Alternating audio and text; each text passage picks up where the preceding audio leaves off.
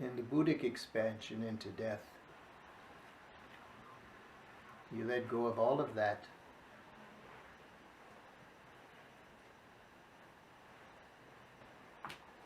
You even let go of what is right and wrong, who was good and who was bad, what is light and what is dark, what is good and what is evil. You let go of all of that. And then you become all of that. And then there's no you.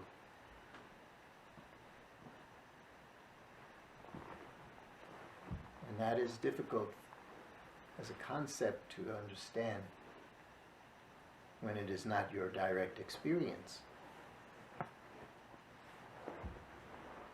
Think of all of these masters who have ascended.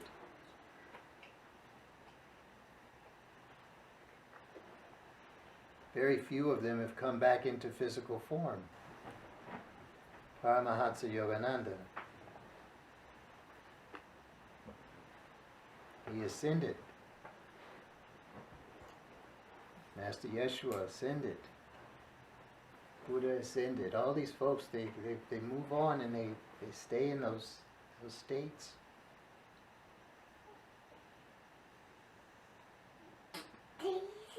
It became necessary to come back into this form, to revitalize this form.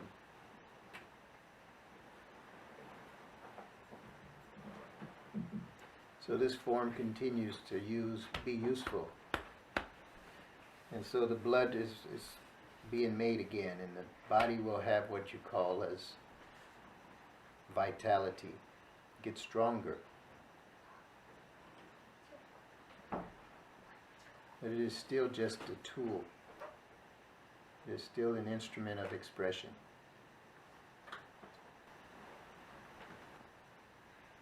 Yesterday came the realization that it is time to begin speaking more directly about some of the things that are taking place at very high levels on this world. That is quite likely to get this one further attacked, and quite possibly to have to live through a physical death again, but this time coming from those who don't want to be exposed.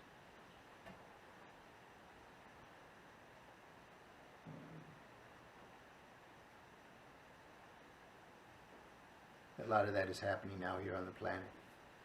A lot of exposure is taking place, and those who expose, those who do not want to be exposed, find themselves having to exit their bodies. So there's a good possibility that's going to happen. There's a good possibility that the credibility of this one you've known as Dr. Rico is going to collapse. That's going to be difficult for a lot of people to accept. It's going to be difficult for the family.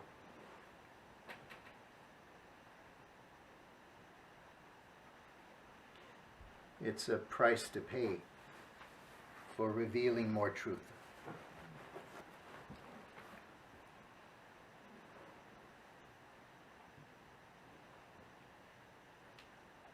The purpose of attaining states of realization beyond the self and beyond the physical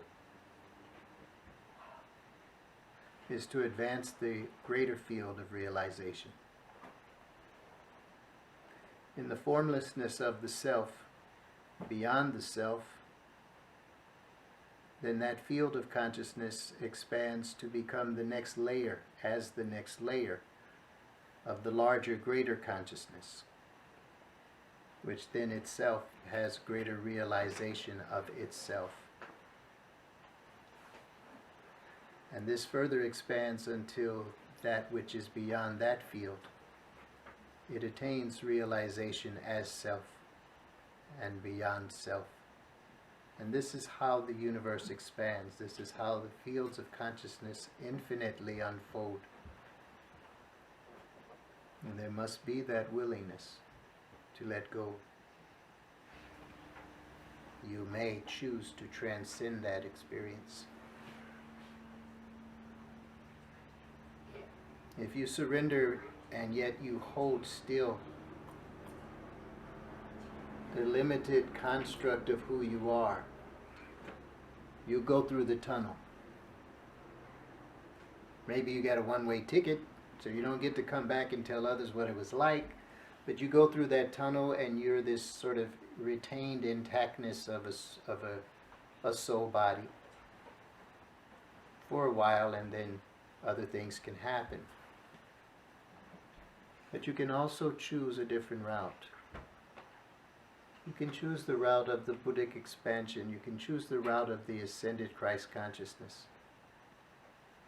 The ascension of Christ consciousness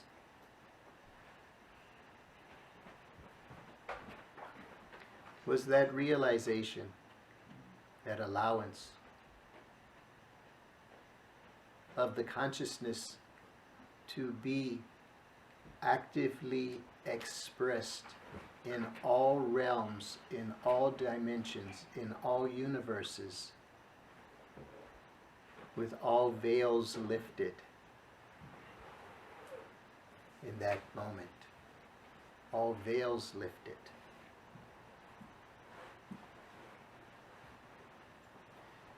There are barriers that separate different universes.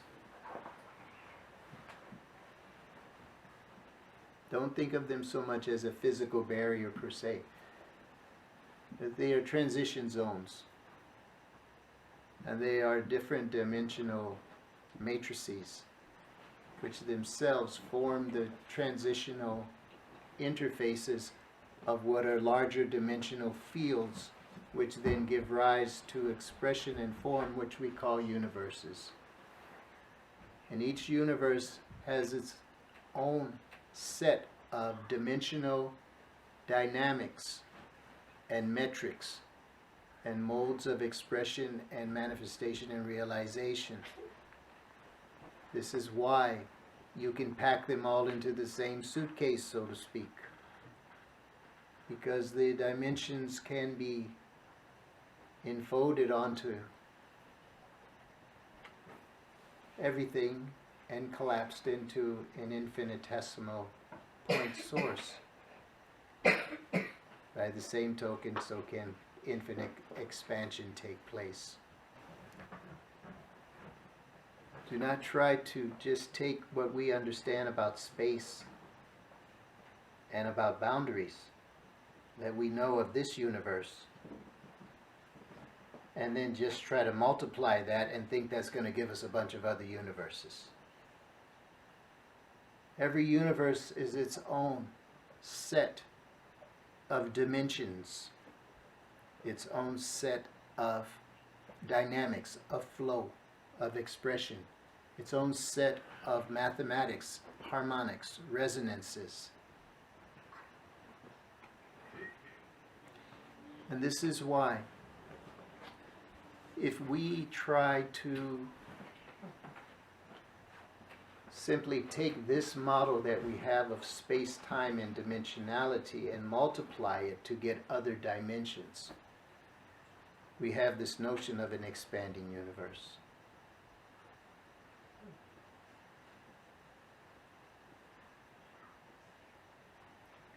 When you understand that each universe has dimensionality, which is beyond the dimensionality of this universe,